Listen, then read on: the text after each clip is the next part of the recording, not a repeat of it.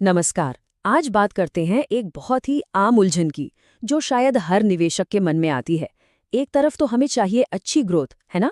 लेकिन दूसरी तरफ बाजार के उतार चढ़ाव से डर भी लगता है। तो क्या इसका कोई हल है? हो सकता है इसका जवाब मल्टी कैप फंड्स में छिपा हो। तो चलिए सबसे पहले ये समझते हैं कि आखिर वो चुनौती है क्या जिसका सामना आजकल ज्यादातर इन्वेस्टर्स कर रहे हैं। सवाल सीधा सा है, ग्रोथ चाहिए पर साथ में बैलेंस भी चाहिए, राइट? मतलब पैसा तो बढ़ता हुआ देखना है, लेकिन बाजार की जो ये उठापटक है उससे भी बचना है। और ये दुविधा आई कहाँ से? वजह बिल्कुल साफ है। पिछले 1 साल से मार्केट में काफी उठापटक मची हुई है। खासकर मिड और स्मॉल कैप स्टॉक्स ने तो सच कहूं तो नेगेटिव रिटर्न तक दिए हैं। अब ऐसे में अपना सारा पैसा सिर्फ एक ही जगह लगाना कितना रिस्की हो सकता है ना? तो इस मुश्किल का हल क्या हो सकता है?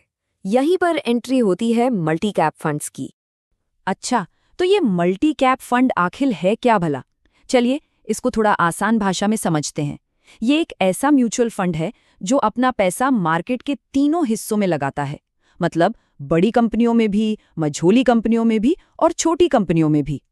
और हाँ, ऐसा बिल्कुल नहीं है कि फंड मैनेजर की जो मर्जी आई वो कर लिया। जी नहीं, इसके लिए बाकायदा सेबी यानी हमारे मार्केट रेगुलेटर ने कुछ पक्के नियम बना रखे हैं।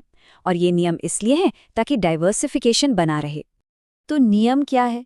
नियम ये कहता है कि किसी भी मल्टी कैप फंड को अपना कम से कम 25% पैसा लार्ज कैप स्टॉक्स में लगाना ही पड़ेगा, 25% मिड कैप में और 25% स्मॉल कैप में। ये तो हो गया 75%। अब जो बाकी का 25% बचा, वो फंड मैनेजर अपनी समझ और रिसर्च के हिसाब से कहीं भी इन्वेस्ट कर सकते हैं। लेकिन यहाँ एक मजेदार बात है। नियम तो 25-25-25 का है, पर असल में ज्यादातर फंड्स अपना लगभग 50% पैसा बड़ी कंपनियों में यानी लार्ज कैप्स में रखते हैं। मतलब पोर्टफोलियो थोड़ा लार्ज कैप की तरफ झुका हुआ होता है, पर साथ ही मिड और स्मॉल कैप का भी एक अच्छा खासा हिस्सा मिल जाता है। तो चलिए अब उस सवाल पर आते हैं जो सबसे जरूरी है। ये जो पूरा स्ट्रक्चर है, ये एक निवेशक के लिए फायदेमंद कैसे है? मतलब इसका फायदा क्या है? आखिर क्यों क्यों इन तीनों मार्केट कैप में पैसा लगाना बेहतर है? सिर्फ लार्ज कैप्स में ही क्यों ना इन्वेस्ट करें? वो तो सबसे सेफ मानी जाती है ना। जवाब बहुत बहुत सिंपल है, क्योंकि मार्केट का कोई एक सेगमेंट हमेशा का विनर नहीं होता। हर साल सीन बदल जाता है। और ये जो डेटा स्क्रीन पर है, ये इसी बात का सबूत है। देखिए कैसे हर साल विनर बदल रहा है। कभी लार्ज कैप्स का साल होता है, तो कभी मिड कैप्स का, और कभी कभी तो स्मॉल कैप्स बाजी मार ले जाते हैं।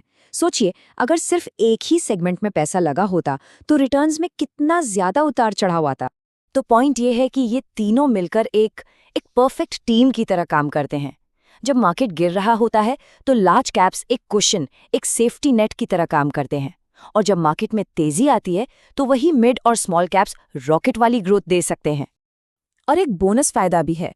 मिड और स्मॉल कैप्स में इन्वेस्ट करने का मतलब है कि उन नई नई और उभरती हुई इंडस्ट्रीज में भी पैसा लगाने का मौका मिलता है, जो अक्सर बड़ी बड़ी कंपनियों के दायरे से बाहर होती हैं। ठीक है, तो अब जब इसके फायदे समझ आ गए हैं, तो ये देखते हैं कि ये किसी की इन्वेस्टमेंट स्ट्रैटेजी में कैसे फिट बैठता है। देखिए, क्योंकि इन फंड्स में लार्ज, मिड और स्मॉल कैप का एक बैलेंस्ड मिक्स होता है, इसलिए ये किसी भी कोर पोर्टफोलियो के लिए एक बेहतरीन ऑप्शन बन सकते हैं। कोर पोर्टफोलियो मतलब वो हिस्सा जो सबसे मजबूत नींव की तरह काम करता है, खासकर उन लोगों के लिए जिनका नजरिया लंबी अवधि का है। लेकिन एक मिनट, एक बहुत जरूरी बात, इसको गांठ बांध लेना चाहिए, क्योंकि इन फंड्स में मिड और स्मॉल कैप्स भी हैं, तो शॉर्ट टर्म में वॉलेटिलिटी यानी उतार चढ़ाव बिल्कुल नॉर्मल है, इससे घबराना नहीं है। तो आखिर में 3 बातें हमेशा ध्यान में रखनी चाहिए। पहली, अपना रिस्क लेने का टेम्परामेंट क्या है, उसे समझें।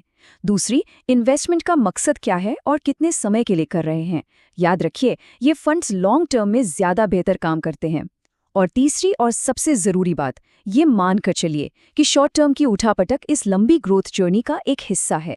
और जाते जाते बस एक सवाल, क्या किसी के पोर्टफोलियो में मल्टी कैप फंड्स हैं या होने चाहिए? इस पर सोचना जरूरी है।